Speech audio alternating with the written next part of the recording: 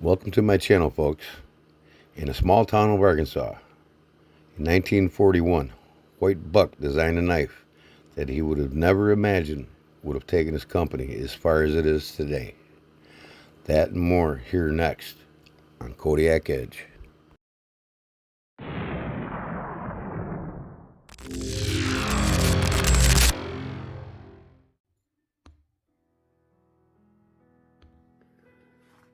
Hey, hello, folks. Welcome to my site, Kodiak Edge. Thanks for stopping in. If you haven't subscribed yet, please do so.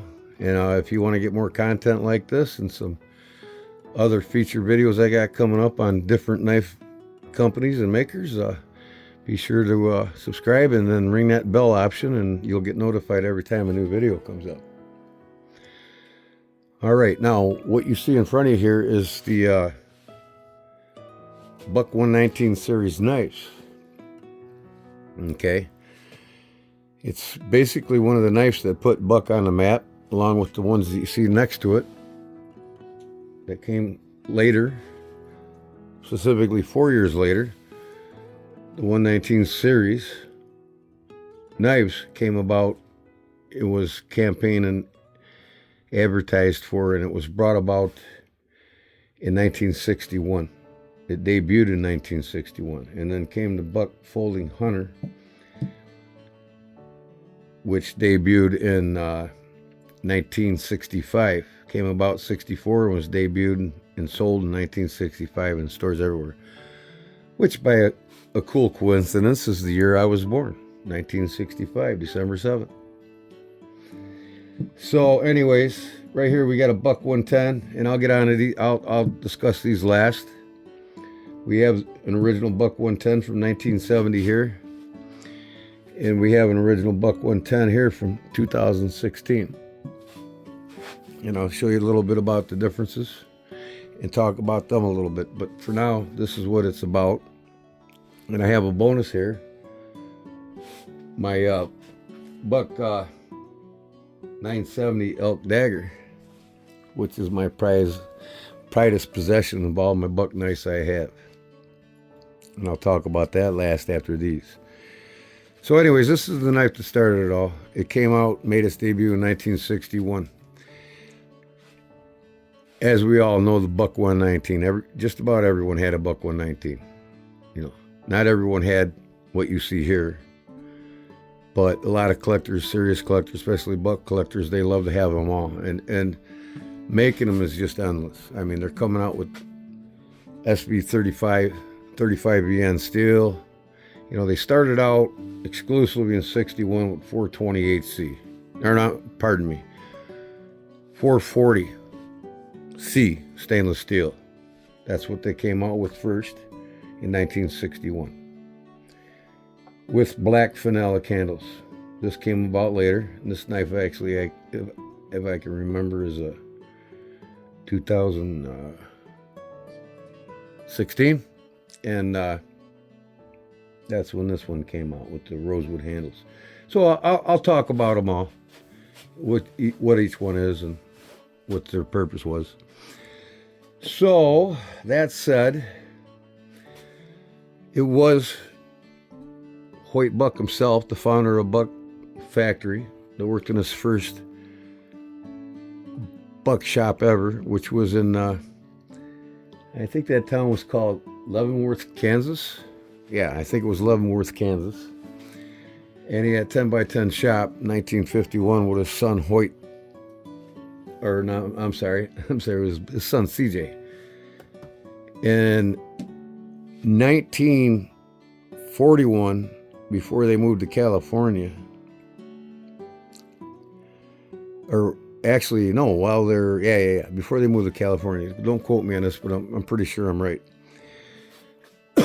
Hoyt Buck himself made these knives before they debuted in 61, from like 1941 to 1961, before CJ actually got a chance to get them to the market and sell them. But they were a plastic resin handle before they were the black phenolic that we all know now. The black phenolic handles. It's a form of plastic, the phenolic plastic handles. Before these even came about with the woods and everything else. But he made them from files. And he made hundreds of them in a shop, in his 10 by 10 shack in the back of his yard in Leavenworth, Kansas. So he could give them to the soldiers during the war, in the war effort. And that was the 119. None of these other ones came about until after Hoyt passed away. His son CJ marketed them in '61 and made their debut in a magazine. Oh, let me think. I think it was Outdoor Life, 1961. It debuted in Outdoor Life, and that's when it came about. And its campaign advertisement with the lifetime warranty then, now the forever warranty. The lifetime warranty was about, replacing them your whole lifetime, but that wasn't enough for Buck. After CJ took over the company, they changed it to a forever warranty. So it doesn't matter who owns the knife. You just send it in and they fix it for free. But he made them out of hand pounded them out of files and sent them off to the troops during the war effort. And then in '61 when they debuted, Al Buck campaign advertised on them. Now when they advertised on these knives, they were the first to do it. No other company advertised on their knives.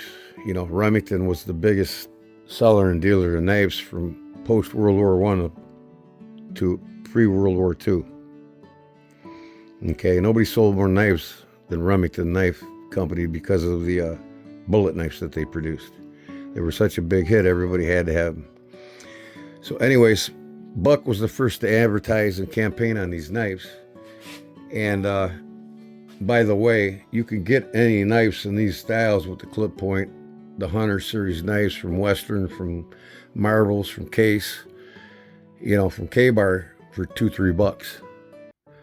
Buck sold them from $15 to $20, which is 3-4 times higher than anything else because of their campaign of lifetime warranty and quality. The quality itself, everybody had to have it. Everybody had to have them. And they paid that $15 to $20. In fact, this knife, the Buck 110 in '64, was advertised for $25, while the 119 was advertised for $20 in 1961 for them. 1964 for these, $5 more. Okay? So now, eventually Buck moved to Elko, California, San Diego. And they produced knives there for a while, and then they ended up moving to Idaho. Okay? So I don't really need to tell you where we're at in Idaho. I'm pretty sure most of you know. But what else? A little more history about it. So that's basically it. And then present today, in 1999, C.J. Buck, the great grandson of Al Buck, fourth generation of Hoyt Buck's, Hoyt Buck's great grandson was C.J. Buck, and in 1999 he took over the presidency and the leadership of the business that's going today. Okay, so that said, I got my knives here. This is my collection, and I wanted to share them with you. So first of all, I'll just start with these and get them out of the way right away. This is a 1972 Buck 110. Okay, and over the years, same handles, the ebony wood. But the only difference between this one and this one is rounded over versus flat. Okay, you can see it. Now this one is one of my demo knives. I got it apart, springs out of it. But this is a 2016 and this is a 1970. They were, all the way around, tough edges, you know what I mean? Where the newer ones got rounded over on the edges, less hot spots, better grip, doesn't dig into your hands as much as the older ones. Okay. So, and two, the difference between these two is this was 440C. And I believe up until about 1984, don't quote me on it, but I think that's when they switched over. 85, let me think. It might even be 89 to 90 they switched over. I can't remember, but you can look it up. They switched over to 428C. And the purpose behind that is because the 440C, everybody was complaining it was hard to sharpen in the field and keep a sharp edge versus the... Again, the difference between the two of these is the steel, okay? And the difference in character. I mean, it's less rough. But the 420 HC was a lot tougher. It has less chromium in it, a lot tougher and a lot easier to sharpen than the 440C, which, by the way, 440C that made these in 1961, 440Cs in these, when they debuted them, they were also hard to keep sharp. And then they switched them over from the phenolic handles to different handles. And they also switched them over to micarta spacers in the guards. And they switched to the 428C just like they did to this. Okay? Because it was hard to sharp. 420, like I said, 440C, which is the highest grade of the 440 stainless from A to C. But still a beautiful 1972 knife. In fact, this knife is my, I've got one somewhere here, but this is my brother-in-law's. And he was more than willing to bring it in to me show. This is father's he kept for 30 years unused. He saved them all them years and he still has it. So I'm going to make him a nice sheath for it and whatnot. But, and this is one of my field knives. I've got plenty buck 110s that I've customized. I don't have one like this for some reason. I tear them all up and put new scales on. Okay, that's out of the way. There's more about this knife and I'll have another feature video just on that knife. But for now, we're going to talk about the 119 series sportsman's knives. So the first one I have here is a 1972 in its original sheath with the dangler belt loop on it. Okay. 1972, 124 Frontier. Now, believe it or not, micarta was around in 72, and if you look at this is a micarta hand. Okay? If you look at the stamp there, that's in 1972 to about 1978, I believe. So I'm saying 72. That's the buck 124 USA. Okay. It was in the 70s when they had the stamp made. And it has black micarta with aluminum guard, aluminum pommel. Alright. Now you don't need to know the specifics on the blade length, but I'll show you anyways. Let me see here. Where are we at? With a blade length of 6 3/4 inches.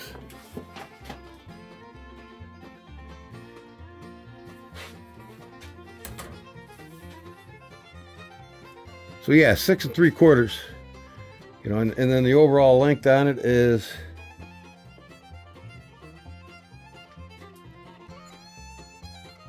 comes in about 12 inches. And the blade's the thickest of them all, I believe, which comes in at, let me see here.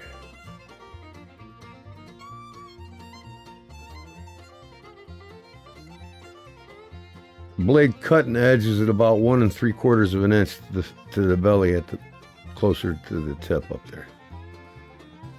So it's a very stout knife. And then I would say 3/8. Nope, not even. It's what would that be, like 15th, 16th? Yeah. All right. Anyways. So that's the 1972 124 Frontiersman. All right. In its original sheath. And you notice back then, they didn't put the numbers on the sheaths, what it actually is. All right. That's that one. Next up, 1972 again. This is the 120 General with the black phenolic candles this time. Not the micarta. You know, I guess micarta was early 1970s, I believe. You can quote me on it, but please leave me a comment if you know exactly when. I think it was 69 or 70. Micarta actually, I think it was much earlier than that, if I can recall reading about it. It might have came along in like the 30s or 40s, but let me know.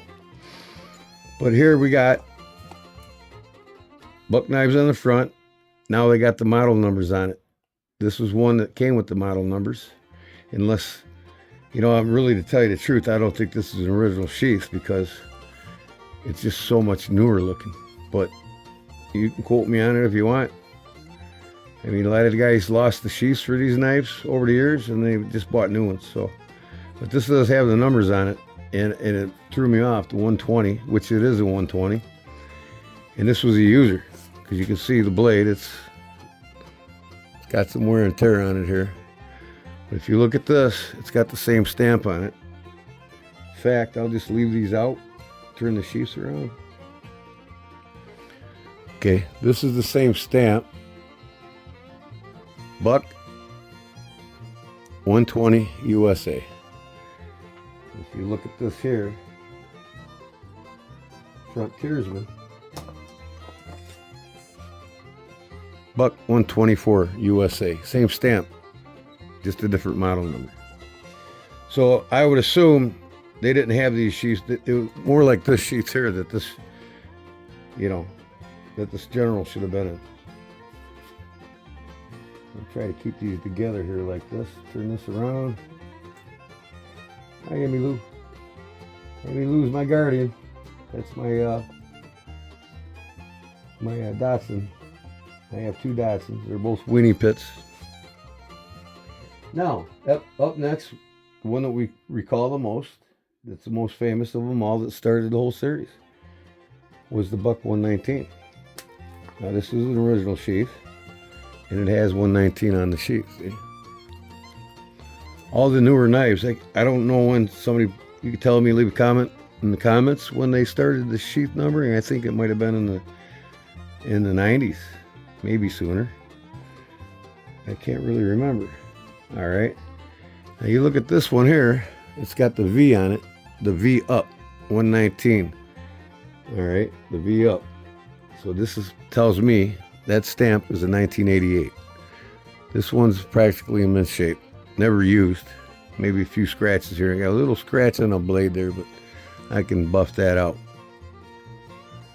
But yeah, she's a beauty. She's got the brown micarta sandwiched between the aluminum guard and pommel. Brown micarta. I prefer the ones with the brown micarta over the black.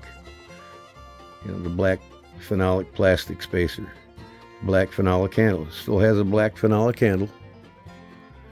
You know, and that's what, in 61 when they debuted, they came out with the black phenolic handle. But Hoyt Buck and CJ, they made them with a plastic resin, poured plastic resin, kind of like an epoxy, when they made them from files. Okay, that's the 119 there, from 2088. What am I talking about? 1988. Okay. 2088. Man, I'm losing it. Okay. This one here now is in the rosewood. This is a 2019. Again, it's got the brown micarta spacers. Brown micarta spacers. And you look at the stamp on this.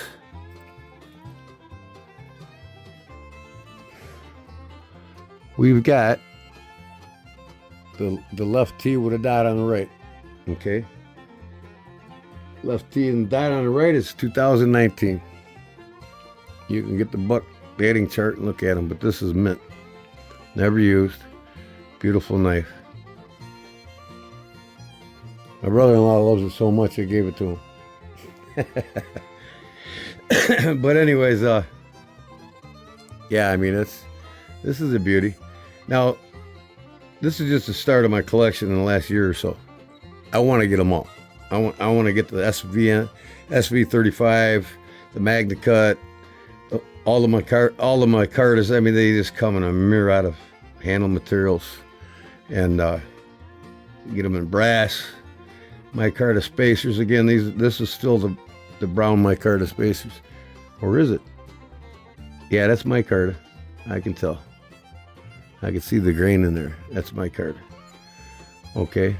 Again, this is with the rosewood, and it's 2019. One more 119 here. Now this is a factory buck sheath, but this is what you call, and this is why I have it out, it's called the ballistic nylon sheath, which are very durable. They just don't have the numbers stamped in the back of them. Of course, they can't do that, but they'll have them somewhere. They got the buck logos on it. It's 100% legit buck. But this, again, with the brown micarta spacers, I love them. I love them. I don't really like, I think I got one floating around with the black spacers, but since they started doing them with the brown spacers, that's all I wanted to concentrate on getting. But yeah. Now this one here, with the nylon ballistic sheath, if you look at the markings on it, I need my microfiber cloth. Hold on a second. Can't barely make it out. Okay, this one here is the inverted upside down T. Buck 119, inverted T, USA. Okay, and then that tells me it's a 2004.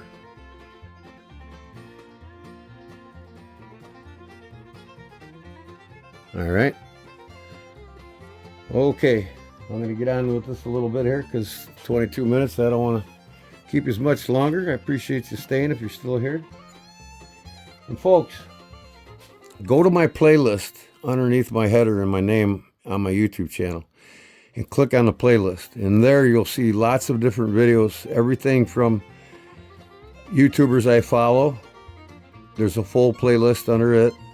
There's a full playlist. I'm putting a lot of things together, like old Western movies, and I have my fishing lure business when I used to make custom-made balsa crankbaits and had sold them all around the world. I mean, I was in Fisherman magazine and Bassin magazine, and I'll show you that in that playlist as I get it up. But you'll see a lot of the lures I made there. And then I also have famous knife makers, and you'll have a lot of fun on my playlist if you learn how to use the playlists on YouTube. If you don't, and if you already do, then you know what I'm talking about. But I got all kinds of cool stuff there, and I'll be continuing putting cool stuff in there. So anyways, now moving on, we got a 2002 118. It's called the Personal.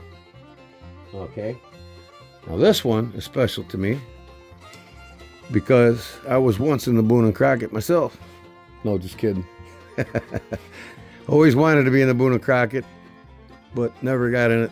So this is the Boone and Crockett Club edition right here. You open it up. It's got 1902 buck knives, established 1902. Very nice sheath. And you look at the back, because it's newer, 118, right? You open it up. Now, like I said, this is a 2002.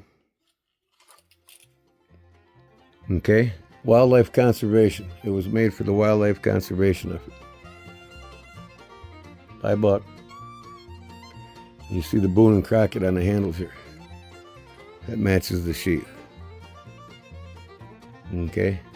Again, this has got the brown micarta spacers because I love it. Even if it didn't, if it had the black phenolic spacers, I wouldn't mind. What is a little rough spot right there? I guess only I would notice that, or somebody that played with it would. I'm going to have to work that out myself. So anyways, again, This is the 118 Personal in phenolic plastic handles with the Boone and Crockett stamp on it and the Wild Conservation Effort engraved. That's a laser etching, and then this is a stamp. And if you look at the stamp, it says Buck Anvil USA. All right, well, the anvils came out specifically in that year of 2002. Okay. Nice little point on there, a little swedge at the end of the point. I like that. I think that's pretty cool. But yeah, I love this knife. See the swedge? All right, this video is getting long enough, so I'll move on here.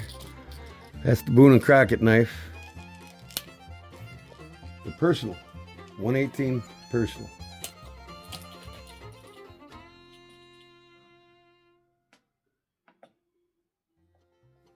All right, this one right here, one of my favorites.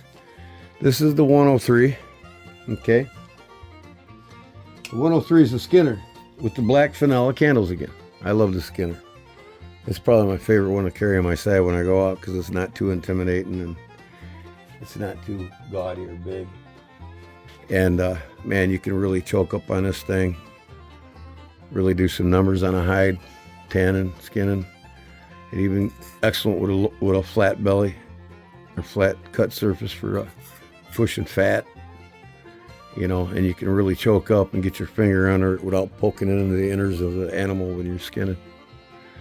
It's like an all-around skinning knife, really. I mean, and it's nice and light. It's not near as heavy as any of these other than the 118 Personal. But yeah, this is here. You look at the stamp here. It's got Buck 103 with a zig V, zig low left, zig up high on the right, USA. Okay, that's a 2023. One of my newest knives I got. Okay, and then last but least here, we got this little guy. This is the 102, the Woodsman. Again, black phenolic handles. It's got the brown G10 spacers and the aluminum pommel and guard. And here's in the sheath. It's got Buck on it. Pretty nice feature. 102. Okay. And there she be. It's got the not the forward slash, the backward slash. Buck 102 USA.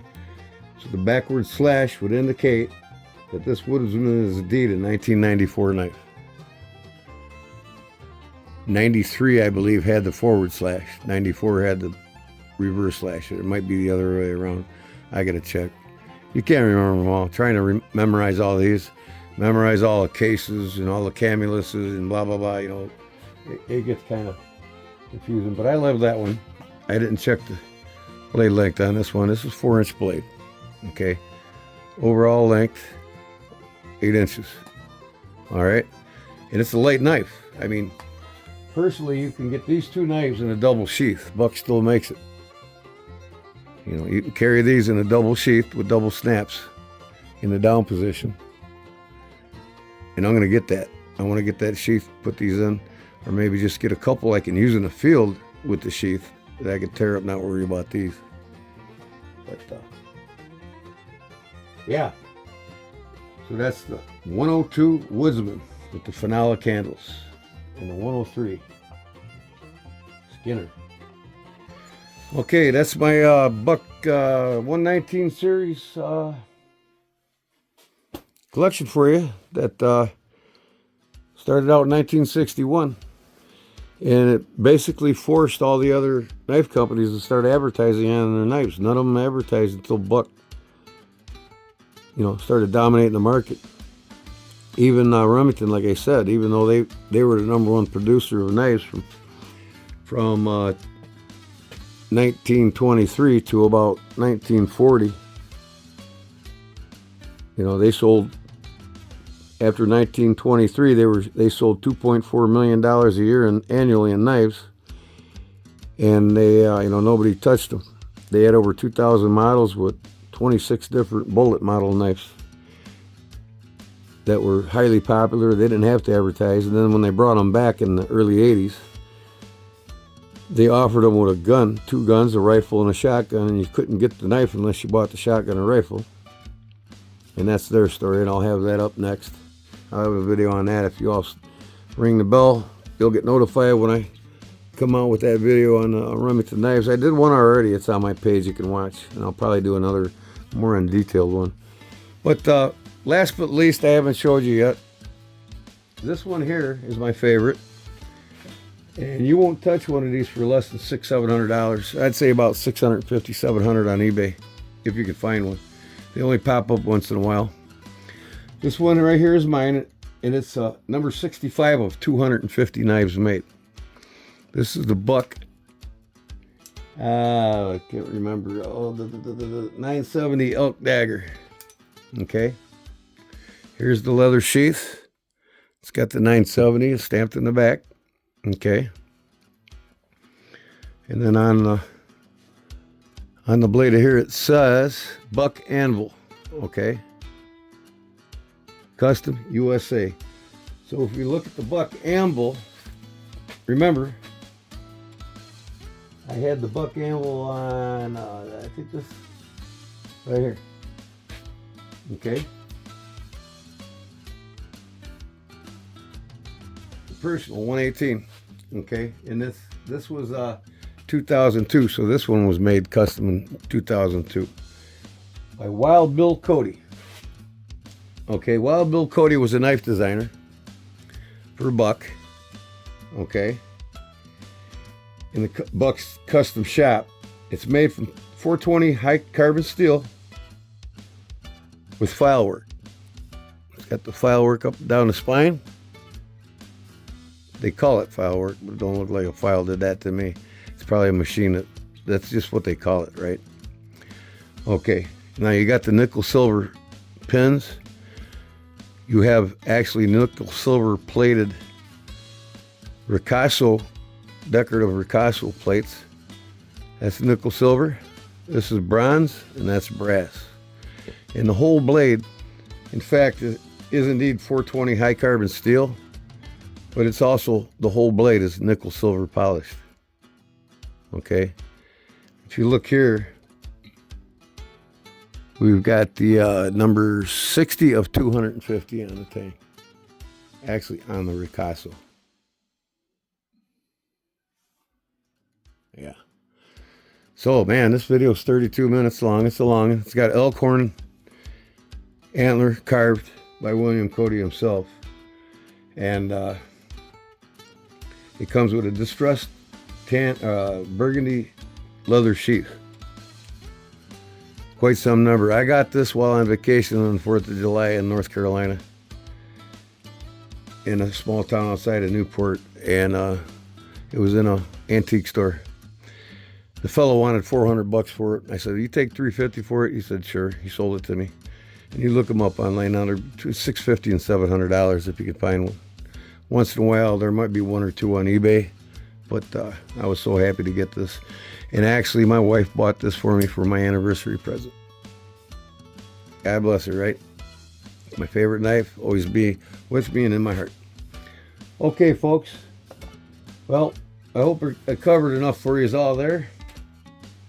And by the way, here's the certificates of authenticity for this elk dagger that I have, and the natural markings on it by Buck, signed by C.J. Buck himself, right? In the lovely box it comes in. So, anyways, that's that, and I hope you enjoyed it. I know it was a long one, but you know, I try to be as informative, educational as possible to you all. And like I said, head over to my playlist if you want to get a bunch of more informational stuff that I have there. You never know what I'm going to post there. And I think my next video is going to be on the Camelus Corporation. I'm a big-time avid collector of Camelus knives. I love them, absolutely love them. And I'm also an avid collector of the Rostfree German knives, Parker knives out of Germany. You know, top-notch quality knives. They blow case knives down, hands down, especially today. But every Jim Parker knife handmade in Germany is The blades are all hand forged. There's over 200 steps just to hand forge the blades alone. And the fit and finish on them and the quality of them far surpasses any case knife ever made. In fact, the best case knives ever made were by Jim Parker, by Queen Knife Company, that contracted out Bluegrass Cutlery to make the knives for Queen. And today, most avid and serious collectors will tell you that the Jim Parker classics, when he owned the Case Factory company for that short period, I think almost a decade, the Case classics were the best, and they still are, they say. So, anyways, I hope you love me sharing these, and until I see you on the next one, I forbid you peace. And Emmy Lou says goodbye, and we'll see her again on the next one, and hope to see you all there too. All right, everybody, thanks for watching. Peace.